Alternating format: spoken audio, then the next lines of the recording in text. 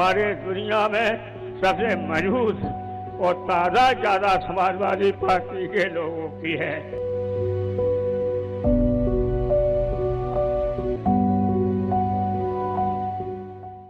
उत्तर प्रदेश के पूर्व मुख्यमंत्री और सपा संरक्षक मुलायम सिंह यादव का निधन हो गया है। वे 82 साल के थे। मुलायम सिंह यादव गुरुग्राम के मेदांता हॉस्पिटल में वेंटिलेटर पर थे। रविवार से उनकी हालत नाजुक बनी हुई थी।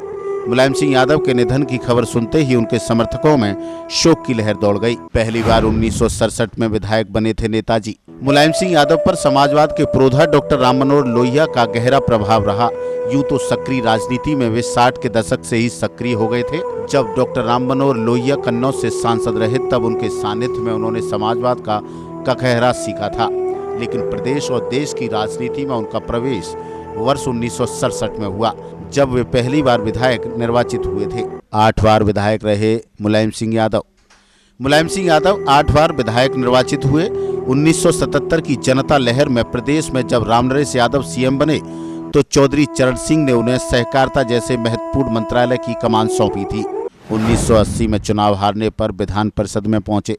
वर्ष 1980 विधानसभा चुनाव में जब मुलायम सिंह यादव को हार मिली तब उनकी प्रतिभा और उनके संघर्ष के कायल चौधरी चरण सिंह ने उन्हें विधान परिषद में भेजकर नेता विधान परिषद दल नियुक्त किया था। डॉक्टर राम मनोहर लोहिया के बाद चौधरी चरण सिंह को नेता मान मुलायम सिंह यादव ने सैफई से लखनऊ तक का सफर तय किया था। 1989 में पहली बार बने मुख्यमंत्री। वर्ष 1989 में जब जनता दल ने कांग्रेस को हराया तो मुलायम सिंह यादव पहली बार देश के सबसे बड़े सूबे उत्तर प्रदेश के मुख्यमंत्री बने।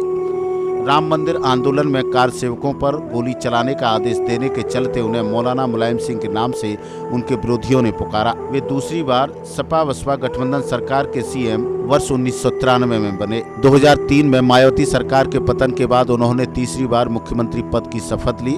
वर्ष 2012 में पूर्ण बहुमत मिलने के बाद उन्होंने समाजवादी सरकार का सीएम अपने बेटे अखिलेश यादव को नियुक्त किया। यहीं से उनके परिवार में दरार आना शुरू हो गई। 1996 में पहली बार पहुंचे संसद, बने थे रक्षा मंत्री। वर्ष 1996 में उन्होंने मैनपुरी सीट से चुनाव लड़ा और कद्दावर नेता बलराम सिंह यादव को चुनाव में मात दी थी।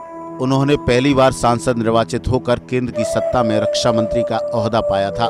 केंद्र में संयुक्त मोर्चे की सरकार थी। ये सरकार हालांकि बहुत लंबे समय तक नहीं चली, लेकिन उन्होंने देवगौड़ा और इंद्र कुमार गुजराल सरकार में रक्षा मंत्री के रूप में कार्य किया था। जब पीएम बनते बनते रह गए नेताजी और धरतीपुत्र के नाम से मशहूर मुलायम सिंह यादव के समर्थकों को ये कसक हमेशा बनी रहेगी कि वे पीएम नहीं बन पाए। 1996 में संयुक्त मोर्चे की सरकार के वक्त उनका ये सपना भी साकार होता नजर आया, जब पीएम पद के लिए नेताजी का नाम पूरे जोर शोर के साथ चला। पीएम पद की दौड़ में वे सबसे आगे खड़े थे, लेकिन उनके सहयोगियों ने ही उनका साथ नहीं दिया। लालू प्रसाद यादव और शरद यादव ने उनके इस इरादे पर पानी फेर दिया था। इसके बाद 1999 में फिर लोकसभा चुनाव हुए। इस बार मुलायम सिंह यादव संभल और कन्नौज सीट से चुनाव लड़े। दोनों जगह से उन्होंने जीत हासिल की। बाद में उन्होंने कन्नौज सीट अपने बेटे अखिलेश यादव के लिए छोड़ दी। यहां से उपचुनाव में अखिलेश यादव पहली बार सांसद निर्वाचित हुए थे। 2014 और 2019 में रोका था मोदी का अश्वमेधी रथ। 2014 में जब समूचे देश में मोदी की प्रचंड लहर चली, उस समय मुलायम सिंह यादव ने मैनपुरी और आजमगढ़ से चुनाव लड़कर मोदी के अश्वमेधी अभियान को अपने निर्वाचन क्षेत्र में रोक दिया था।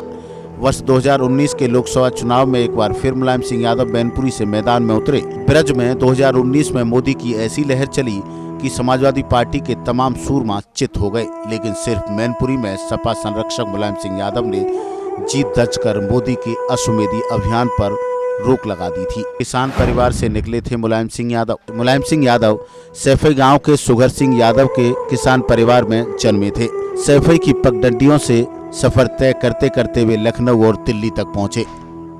इटावा से उन्होंने ग्रेजुएशन किया और राजनीति शास्त्र में स्नातकोत्तर की पढ़ाई के लिए आगरा पहुंचे थे। छात्र राजनीति में सक्रिय हुए। वे डॉक्टर राम मनोहर लोहिया की समाजवादी विचारधारा से प्रभावित हुए। पहली बार उस वक्त लोहिया का सानिध्य उन्हें मिला जब 1966 में लोहिया इटावा पहुंचे थे। 1967 में लोहिया की पार्टी से चुनाव लड़ा और जीत का ताज पहना था। विजय बघेल, सी न्यूज़, आगरा।